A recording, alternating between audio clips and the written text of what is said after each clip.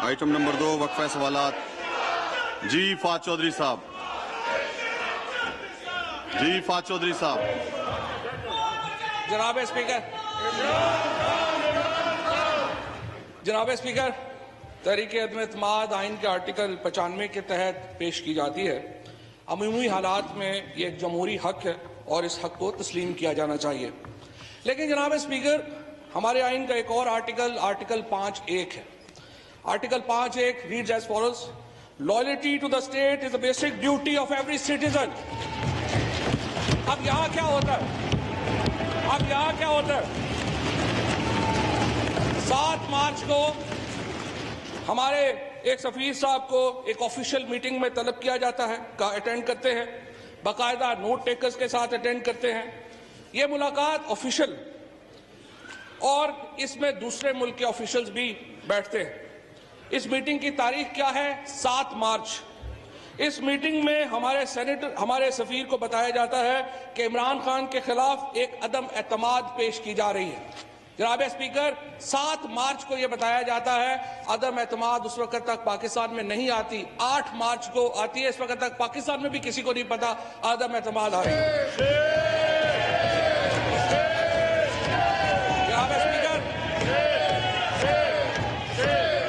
जनाब स्पीकर, हमें बताया जाता है, हमारे स्पीकर साहब को बताया जाता है कि पाकिस्तान से हमारे ताल्लुकात का दारो मदार इस अदम एतमाद की कामयाबी पर है।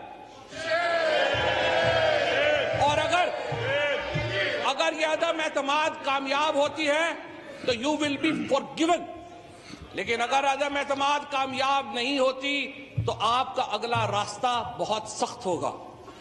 ये एक इफेक्टिव ऑपरेशन है जनाब स्पीकर, रजीम चेंज का बाय अ फॉरेन गवर्नमेंट, और बदकिस्मती से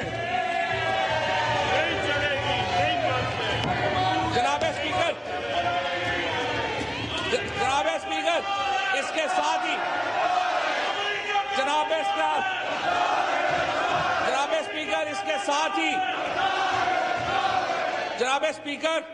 इसके साथ ही हमारे कुछ इत्तेहादियों का और हमारे अपने 22 लोगों का ज़मीर जाग जाता है माशाअल्लाह,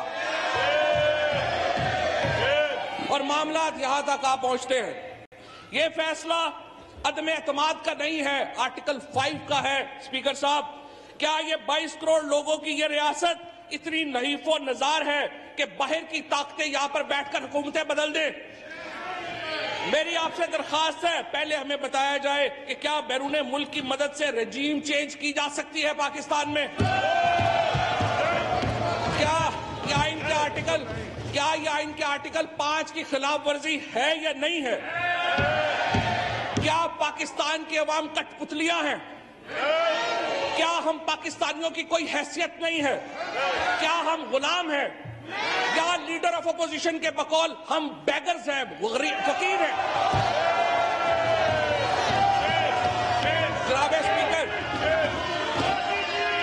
जनाब स्पीकर, अगर हम गैरतमंद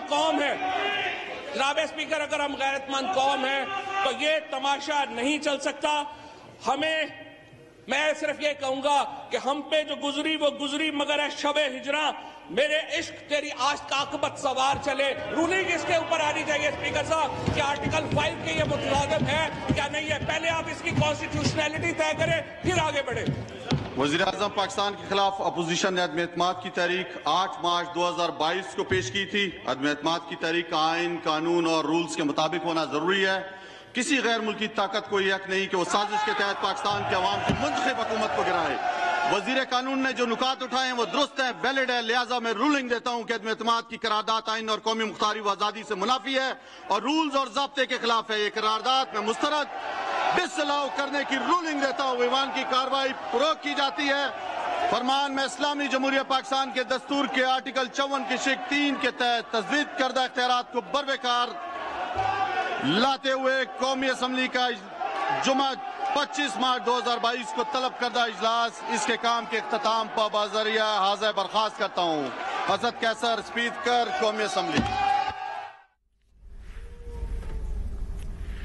इस वक्त ये ब्रेकिंग न्यूज है। अदम एतमाद की करारदाद को आइन के मुनाफी करार दिया है। डिप्टी स्पीकर कौमी असम्बली कासिम सूरी इस इजलास की सदारत कर रहे थे और इस इजलास की इब्तिदा में ही फवाद चौधरी ने गुफ्तगू की यहां पर और उसके बाद डिप्टी स्पीकर कौमी असम्बली ने रूलिंग दी है जिसके तहत उन्होंने करारदाद को मुस्तरद कर दिया है। इस वक्त ये ब्रेकिंग न्यूज आपको दे रहे हैं।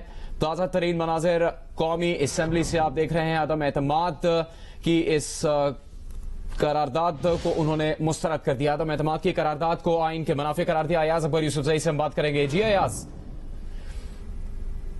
जियो न्यूज के मुख्तलिफ नुमाइंदे कौमी असम्बली की इमारत में मौजूद हैं, उनसे हम इस बारे में बात करेंगे। अदम एतमाद की करारदाद को आइन के मुनाफी करार दिया है डिप्टी स्पीकर कौमी असम्बली कासिम सूरी ने और उन्होंने इससे मुतालिक जो रूलिंग जारी की वो फवाद चौधरी की इब्तिदा में गुफ्तगू के बाद जारी की। इस वक्त ये ताज़ा तरीन खबर कौमी असम्बली से आ रही है जहां पर पार्लियामेंट हाउस की इमारत में कौमी असम्बली का इजलास अब से कुछ देर पहले शुरू हुआ था जिसके इब्तिदा में ही वफाकी वजीर पाकिस्तान तहरीक इंसाफ के रहनुमा फवाद चौधरी ने गुफ्तगू की, जिसके बाद आपको ये बता दें कि डिप्टी स्पीकर इस इजलास की सदारत कर रहे थे और उन्होंने एक पहले से वहां पर मौजूद पैगाम पढ़ा जिसमें उन्होंने असद कैसर का भी नाम लिया, जिससे लगा कि असद कैसर जो कि स्पीकर कौमी असम्बली हैं उनकी तरफ से उन्होंने ये रूलिंग जारी किया।